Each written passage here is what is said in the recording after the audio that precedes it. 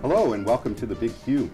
I'm Tony LoPresti of the Religious and Theological Studies Department, a place where we're asking the big questions all the time. With me today is Mimi Mutoni, the Assistant Director of the Office of Multicultural Affairs here at Salve Regina. And Mimi, today our big question is really an ancient question from the United States perspective. It's better than 350 years now where we have had racial problems, racial tensions, and it seems like at times it's not getting a whole lot better lately. The last year and a half or so, we've seen such a rash of unfortunate racial incidents.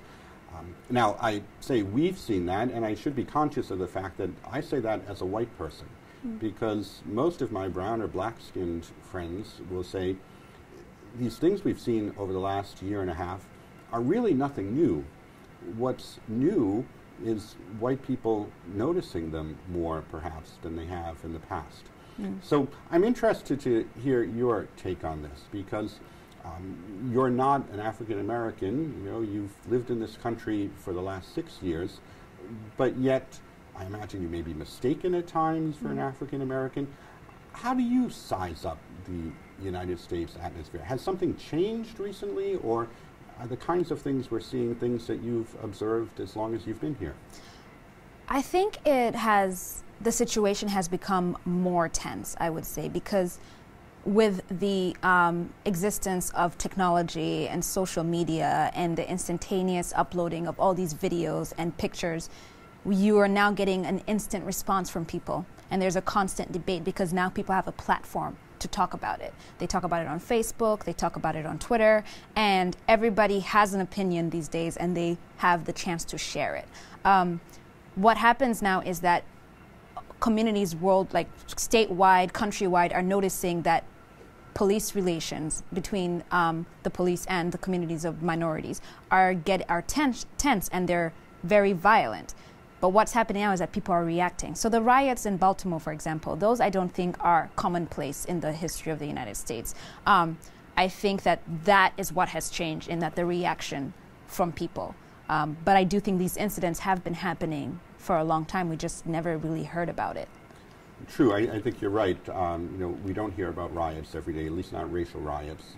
I'm old enough to remember the early 1990s when there were riots in Los Angeles after the Rodney King verdict, and of course, going back to the 1960s, there were riots, racial riots in a lot of American cities. But I think there's almost an assumption out there that, you know, the 1960s was the civil rights era, and we made a lot of progress then. And hey, today we have an African American president in the United States. It's almost a sense that we've moved into a post-racial society, or at least that was the sense perhaps 2 years ago or 3 years ago.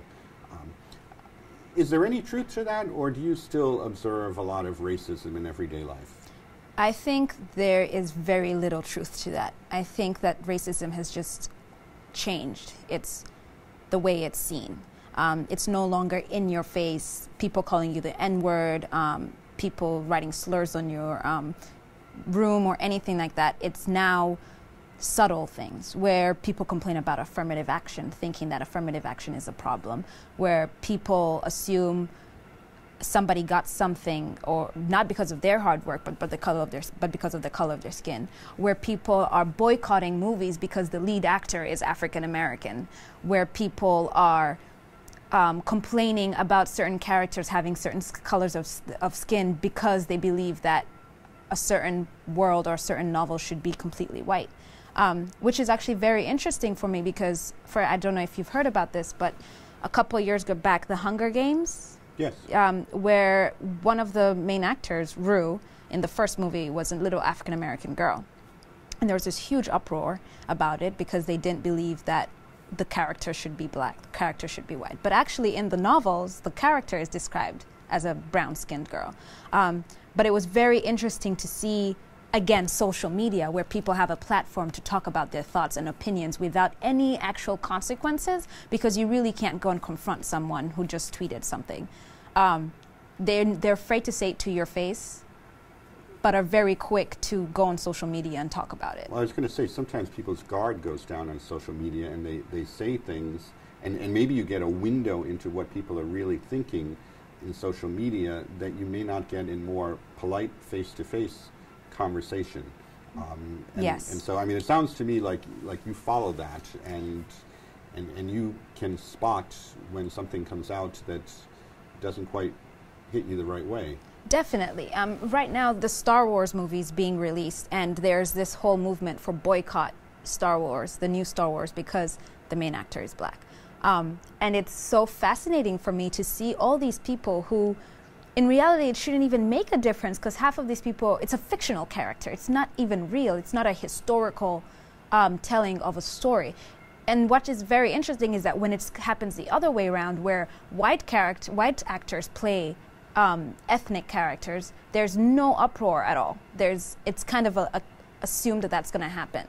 So, yes, no one's coming to my face and saying the N-word to me, but by supporting boycott Star Wars, by retweeting articles that say all lives matter, taking away from the Black Lives Matter movement, that is a form of racism, I think.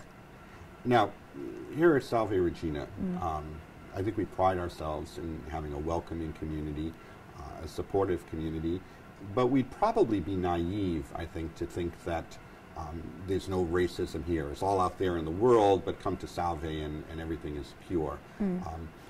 Would that, how would you size that up? Do we experience racism here at Salve on campus? Yes, definitely. I don't think it's as overt, as I said before, it's not as overt as any slurs that are painted over graffiti or anything like that. But recently we overheard a conversation where people were complaining about the diversification of the RA staff. For the first time in Salve history, we have a large amount of ethnic multicultural students as RAs. And it's a very monumental thing for us to have, and we're very excited about it. But people were complaining, saying they just hired these students because they were of a different skin color, which is very disappointing, because that is exactly what we're working to fight against, to assume that people are treated differently because of affirmative action and not for the hard work they do. So how do we get beyond this? What do we need to do? First, we need to have a discussion. I think that is one of the biggest problems Salve encounters today, is that we're not having the discussion about race, and we're not having the discussion about ethnicity and diversity and multiculturalism. Yes, we have events where the Office of Multicultural Programs hosts them, but attendance is very low, and the people who are attended are the people who work with the office on a daily basis. So it seems like the message is redundant when it comes to them.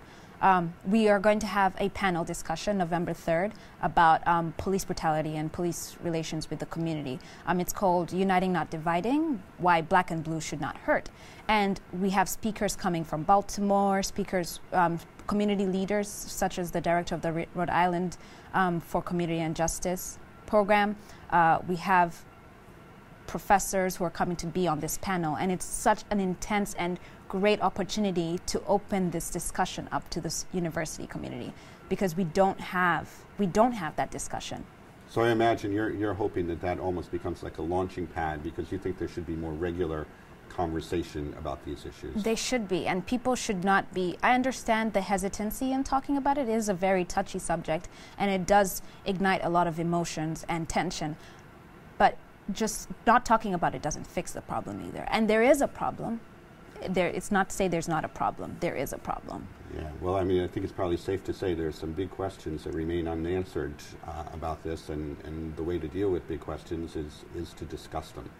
So I want to thank you for joining me today and helping give a little more impetus to this discussion. It's certainly a crucial issue for the people who call Salve Regina home, but even more broadly for the whole United States. So thank you for your time. Thank you for having me. And I hope this provides some impetus for those watching the episode too, to take up the discussion, ask the big questions, and search for answers. We certainly need more of that. Yes. Thank you for joining us. So this is Tony LoPresti signing off and reminding you that the good life is not so much about living large, but it is about asking the big question.